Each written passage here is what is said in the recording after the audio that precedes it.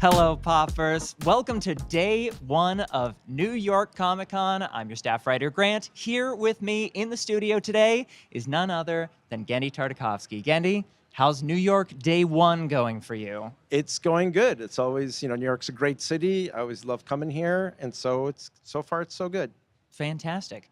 Well, if you don't mind, we just want to hop right in. We only have you for a couple minutes, so let's talk about your entire life story. Do you want to do that? Sure, yeah. Real yeah. fast? Okay. So your name has been on so many things that people recognize. Samurai Jack, Powerpuff Girls, Dexter's Lab, obviously. But I wanted to know, who is the first, let's say, mainstream cartoon character that you can recall drawing? Oh, wow. Well, I became an animation fan instantly, like a kid, like everyone, right?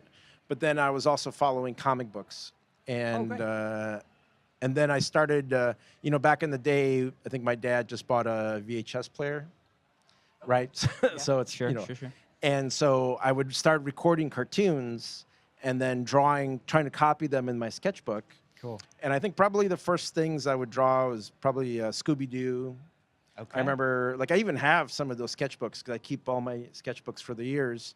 And probably Scooby-Doo, Dynamite and Blue Falcon. Oh, yeah, absolutely. Yeah. 100%. And then, I think that's where I started.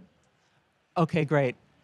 As a follow-up to that, how much of those do you think influenced Fix on Netflix? Because it's all dogs, so Right. I mean, I don't think any of it influenced it, but yeah. But just the animation as a whole, it's my number one love. Yeah. So it's part of the DNA. Yeah. Great. Well, speaking of Fixed, I did want to ask, so I've read that you had the idea for Fixed in 2009, and it came out summer of 2025. Yeah. So yeah. in those 16 years, I mean, what was the evolution? Like how did it change from original concept to what we have now? Well, basically, it was the original pitch was in 2008, and then we started working on the script in 2009. And if you can rewind back in those days, adult animation was really just kind of starting. It's probably like Adult Swim, and then probably like Simpsons and some other shows. It's not anything like it is today. And so people saw the idea can work, and it was then just a matter of, can the executives survive long enough? Because then when they would get promoted or leave, then the project is like, oh, no, I don't want to do a rated R2 animated movie, and then it would die, and then it would resurface and die. And so there was like a few of those, but I kept pushing it because I did believe in it. And that was kind of it. It was just kind of, until we found a partner that really believed in it, which back in the day was New Line. They're initially the ones who bought it.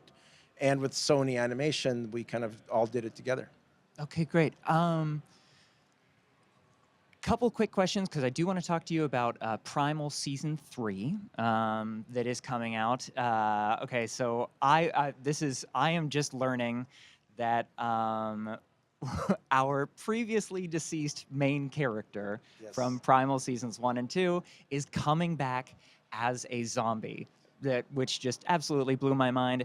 How much horror are we going to see in Primal Season 3? Because the main character is a zombie. Does that mean there's going to be a lot more blood and guts, kind of? Right. Well, I think it's more. It's probably a little closer to the first season as far as horror goes, where we definitely had prehistoric witches and crazy man bats and things, and so there's definitely an element of that, but it's still an emotional story. It still has the DNA of the series. And basically kind of what happened was I was all set to do something else. I talked about how I wanted Primal to be an anthology show.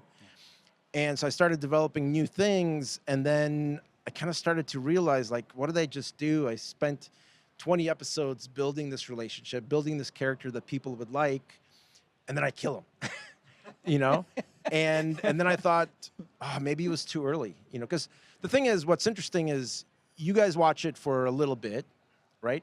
But then it takes me 2 years of living with it, but then you live with it for 10.5 hours, right? But I live with it for 2 years, so it feels like it's around much longer than it really is. Okay. You know? And so I thought, oh, maybe I made a mistake.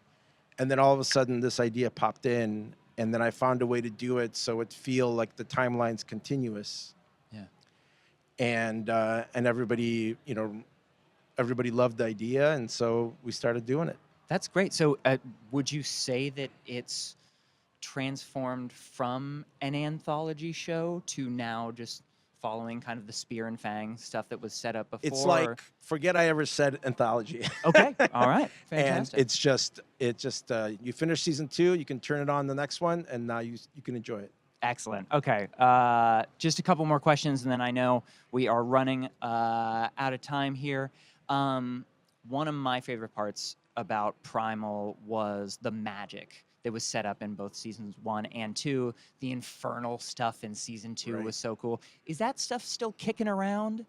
Yes, for sure. Okay. Yeah, I mean, I feel like it's part of the world, Like the first world was, the primordial and stuff, and then they traveled across the seas and we got into civilization, and now we see a different part of the world for the 3rd season.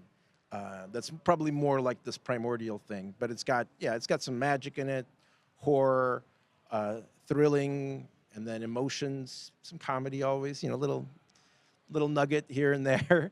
And but it's intense and it's super fun. Yeah. Okay, great. Well, then to wrap up, let's see, you just had Fixed on Netflix, Primal season 3. Do we know the release date? January. January. Yeah. Excellent. What's next for you? I mean, or at the very least, it's similar to how you're working with Adult Swim on Primal, Netflix with Fixed. Is there a collaboration on the way? Yeah, I'm always trying to sell my original movies. Okay. That's always a thing. So constantly trying that. And then I have a TV show that's in development with Adult Swim.